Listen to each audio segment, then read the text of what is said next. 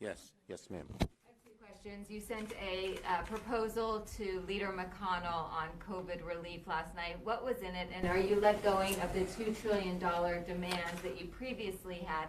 And also, I'd like you to respond to Attorney General Bill Barr saying there was no widespread fraud, please.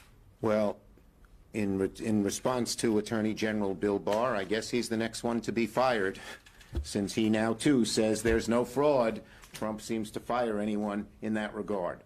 In the first, Speaker Pelosi and I sent yesterday a proposal to Leader McConnell in an effort to get things moving. I'm not going to get into the details. It was a private proposal to help us move the ball forward. But let's make no mistake about it. I just heard Leader McConnell say he's going to put another partisan proposal on the floor. He's going to talk to McCarthy and Trump and put something on the floor. The obvious fact of the matter is the biggest impediment to getting an agreement is the Republican leader refusing to negotiate in a bipartisan way. He knows darn well the House is Democratic majority. He knows darn well he needs Democratic votes in the Senate to get anything done, since a number of his people won't vote for any proposal. And yet he continues to negotiate in a partisan way.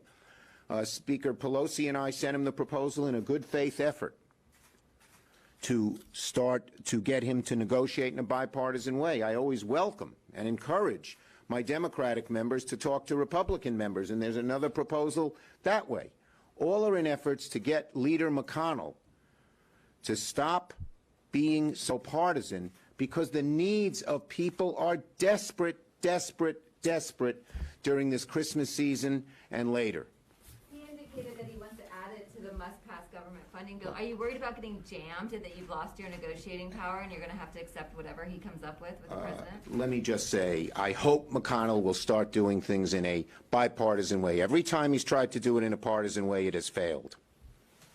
Mayor Schumer, it seems like there's a debate within the caucus about holding committee chairmanships and leadership positions. How do you plan to proceed as leader on this issue? Look, I think the bottom line is every 2 years, we have a robust discussion in our caucus about the caucus rules and what should be changed and what shouldn't be changed. And we're going to have another good discussion in the next few weeks. This morning, there was a $900 billion bipartisan proposal proposed. What do you think of that proposal specifically? Is your letter more than that, or around the same? Again, our letter was done in a private way to get McConnell and maybe the White House to move. So I'm not going to get into its details. The bottom line is that it's an effort to get things moving forward. As for the proposal that the bipartisan group of senators announced, as I said, I've always encouraged our Democratic senators to sit down with Republican senators and negotiate. And this is a good effort. I haven't seen all the details. They haven't come out with the details yet. But when Democrats and Republicans can get together, that's a good thing. And I hope Leader McConnell will heed that call.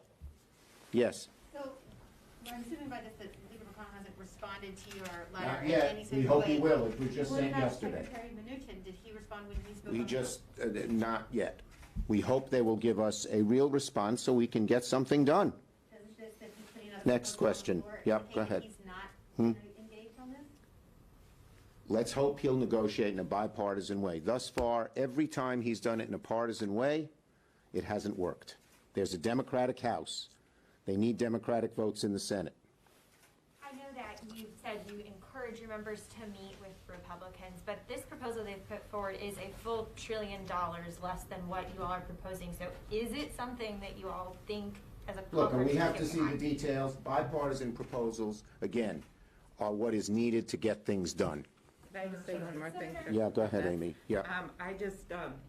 One thing I note about the earlier question about McConnell and whether he'll jam us and those things, do remember there were Republicans in that group, right? And while it is not nearly what we had asked for, there were Republicans that stood up and said they wanted this amount of money. So I wouldn't assume that everyone's just going to go down the path with Mitch McConnell this time when you have states like in Maine that have had so many small businesses close. There was a Yelp study out recently that showed 800 small businesses are closing a day. We have restaurants that have tried to hang in and can't do it anymore. We've got a vaccine around the corner, light at the end of the tunnel, but if we don't put the funding into it to get the distribution going and the storage going, we're not going to be able to recover like we want to.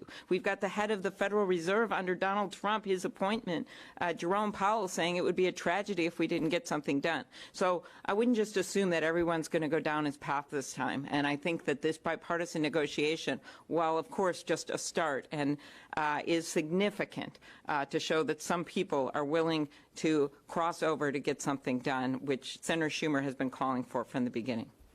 Okay, last one. Joe Biden said that on his first day of office, he will give transgender students access to sports, bathrooms, and locker rooms in accordance with their gender identity in all federally funded schools. Do you think he has the ability to do this, and do you agree with this decision? I agree with the decision, and I know he'll check things out thoroughly legally. Thank you, everybody.